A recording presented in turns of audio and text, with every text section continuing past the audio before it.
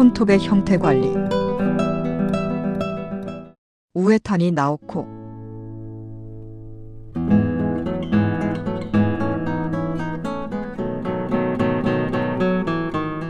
질문. 지도 연주법으로는 클래식 기타를 진정으로 즐길 수 없을까요?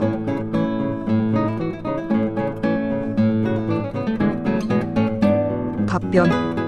그렇다고 해서 꼭 그렇지는 않습니다. 지금까지 손톱에 대해 이야기해왔지만 특히 손톱에 문제가 있거나 손톱을 기르는 것이 일상생활에 불편을 주는 사람이라면 손가락 살로 연주하는 방식을 선택해도 전혀 문제가 없다고 생각합니다. 오히려 그 방식이 더 장점이 있는 경우도 있습니다.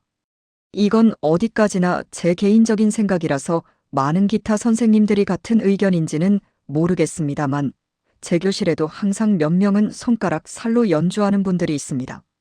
사실 손톱은 제대로 활용하지 못하면 오히려 연주에 방해가 됩니다. 손톱 관리가 잘 되어 있지 않거나 손톱 모양이 연주 방식에 맞지 않으면 손톱이 있기 때문에 소리가 탁해지거나 노이즈가 생기기도 합니다. 결국 손톱은 제대로 다루지 못하면 오히려 단점이 된다는 뜻입니다. 이런 점에 무심한 사람도 의외로 많은데 그런 연주를 듣다 보면 조금 과격한 표현일 수도 있지만 손톱만 길러놓고 제대로 활용하지 못할 바에는 차라리 손가락 살로 연주하는 편이 훨씬 낫다고 생각하게 됩니다.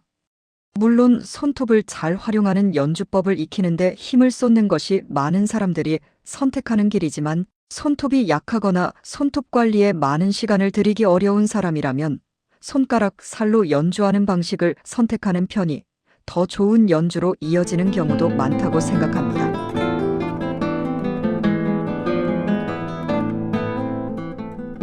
역사적으로 보더라도 고전 시대의 기타리스트인 페르난도 소르와 마테오 카르카시는 손가락 살로 연주했으며 근대에 들어서도 프란시스코 타레가는 말년에 손가락 살 연주를 했다고 전해집니다.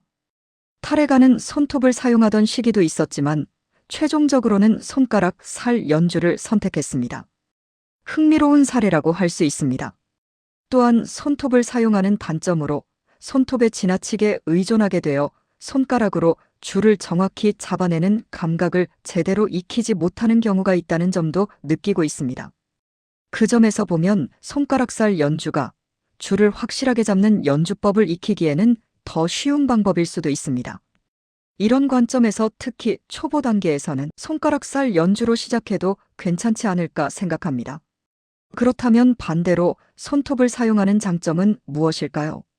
우선 음량이 더 커진다는 점을 들 수 있습니다. 더불어 음색의 변화를 주기 쉬워져서 다양한 소리를 즐길 수 있게 된다는 것도 장점입니다. 이러한 장점을 충분히 누리고 싶다면 손톱을 잘 관리하고 제대로 활용할 수 있도록 연습합시다.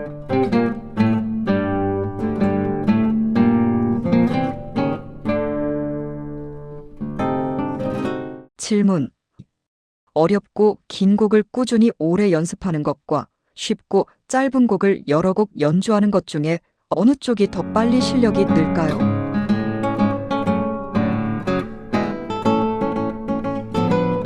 답변. 지금까지는 오른손 기본기를 주제로 한 질문들을 다뤘는데 이번에는 좀 더 일반적인 질문 하나를 살펴보겠습니다.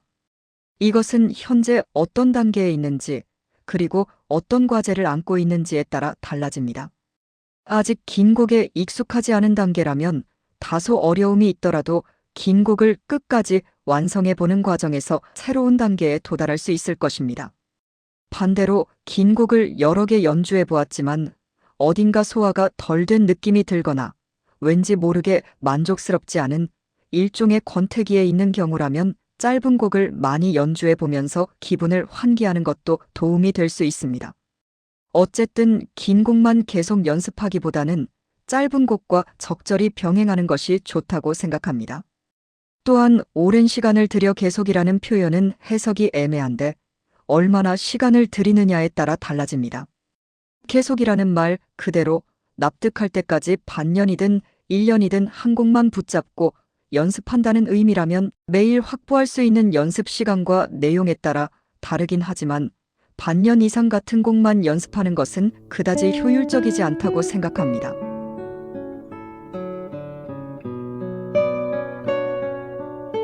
애초에 반년 이상 계속해서 연습했는데도 어느 정도의 완성도에 이르지 못한다면 그 곡이 아직은 너무 어려운 곡일 가능성이 큽니다. 실력 향상을 위해서는 약간 어려운 곡에 도전해 고생하고 그 과정을 통해 성장하는데 의미가 있는 경우도 분명히 있습니다. 조금 어렵다고 해서 금방 포기해버린다면 실력 향상을 기대하기 어렵다고도 할 수 있습니다. 하지만 연습이 고행처럼 느껴질 정도가 되면 그다지 효과적인 연습이 되지 않을 수도 있습니다.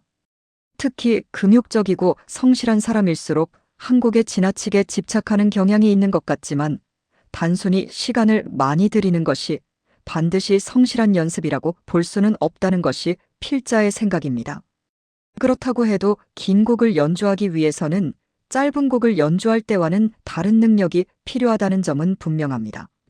곡의 전체 구조를 파악하는 힘, 끝까지 지치지 않고 연주하기 위한 집중력, 힘을 빼고 몸을 효율적으로 쓰는 능력 등 일종의 기타 체력이라고 할 수 있는 요소들이 필요합니다. 이러한 능력들은 실제로 연주하면서 길러지는 것이라고 생각합니다.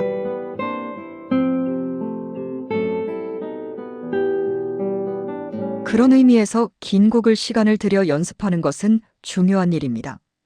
결국 계속해서 연습한다는 것이 어느 정도를 의미하느냐에 달려 있겠죠. 긴 곡이라고 해도 길이나 난이도는 다양하니까요. 한편 짧은 곡을 많이 연주하는 것도 좋은 연습이 됩니다. 수준에 따라 다르겠지만 많이 읽고 연주하는 과정에서 악보를 읽는 능력도 향상될 수 있고 다양한 곡을 실제로 연주해보는 경험이 음악적인 힘으로 이어집니다.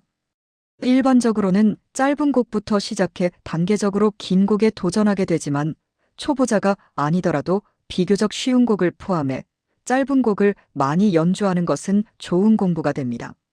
무엇보다 재미도 있고요. 다소 평범한 답변일 수 있지만 어느 한쪽에 치우치지 않고 다양한 곡에 도전하는 것이 좋다고 생각합니다. 또 길이에 상관없이 마음에 드는 곡을 오랫동안 계속 연주하는 것도 전혀 문제되지 않습니다. 오히려 그것이 음악을 즐기는 본래의 방식이라고 생각하며 오랫동안 연주하다 보면 느끼는 방식이 달라지거나 새로운 발견이 있을 수 있습니다.